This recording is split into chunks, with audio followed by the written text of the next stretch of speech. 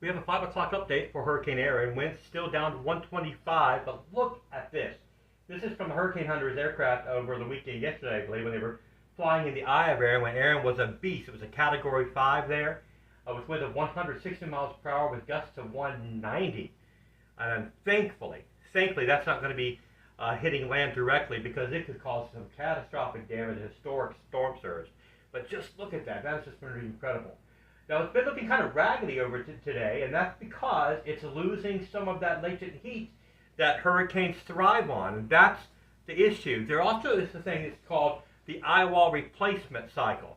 When a storm gets that big, it doesn't sustain itself for that long, so it will replace the eye.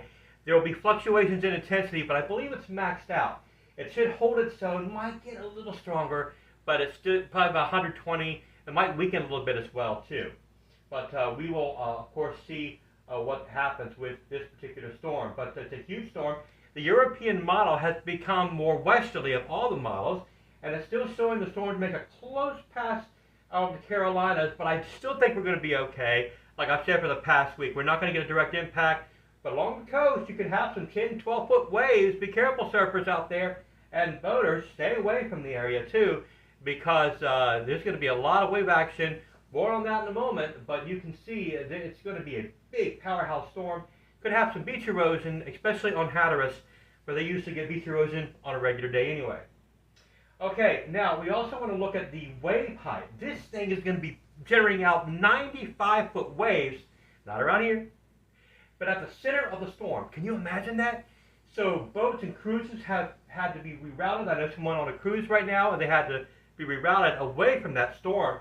Understandably so, my goodness. Now the waves, like I said, will be about 10 to 15 feet on the coast of North Carolina, 10 feet here on the coast of Virginia, thankfully. So that's why I'm saying this storm would have been historic. I'm so thankful for that high that retrograded and that tropical low that's moving it out to sea. It's going to move it out to sea, hopefully. It's going to be turning here. All computer models now forecasting that weakening trend, so that's still a little bit of good news.